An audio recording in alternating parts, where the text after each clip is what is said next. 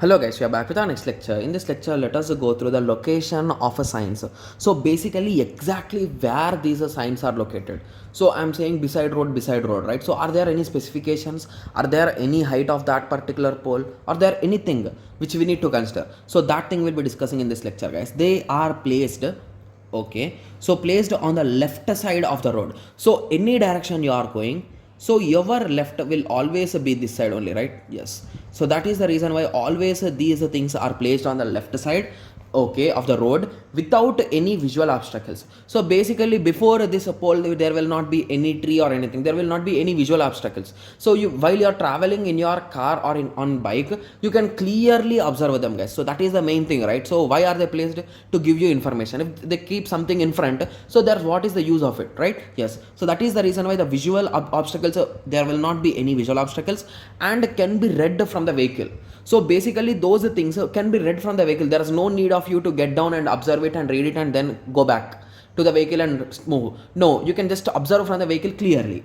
Okay, so while traveling at a desired speed. Okay, so if you are driving at over speed, you might not see it. But if you are going at normal speeds or the desired speed, you can just observe it, guys. Okay, so they should be located well advanced to the spot. So assume that for you observed a speed breaker thing, guys. So speed breaker sign is there, so you saw it and you have already passed the speed breaker. Is it any use? No.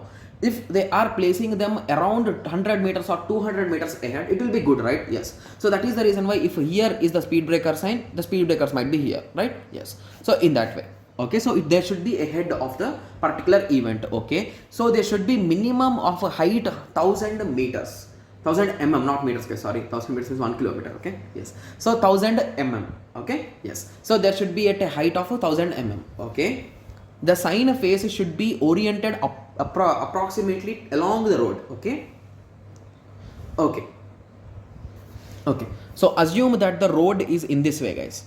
Okay, and the sign you placed was exactly straight. So basically in that situation, so assume that here is the example. Okay, just give me a second. There's nothing. Okay, yes.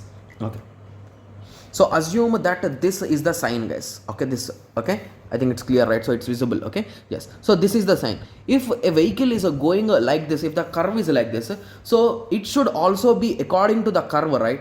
So if it is according to the curve, so basically you can see from the vehicle, you can see directly about it. If it is like this, you need to just bend a bit, right? So you need to bend a bit and you need to see, or else you can directly see from here, right? So basically they should be oriented along to the road, guys. Okay, and the font size of the, I think I did not write it, and the font size 60 means it should not be too small, it should be a bit big and with a thick color, like any kind of black or any kind of dark colors, so that it could be seen from anywhere, right? Yes. So that is the reason why these font sizes will also be big. Okay, okay. And if you take this as an example with some distance with the road, okay, so with some distance with the road, the sign will be placed and the height of the sign will be 1000 mm. Okay, yes. So this is all about the location of that particular sign, guys. So I hope everyone got some basic idea. So in the next lecture we'll be discussing about the measures of a sign effectiveness. Okay, yes. So let us meet in the next lecture. Thank you, thanks for watching.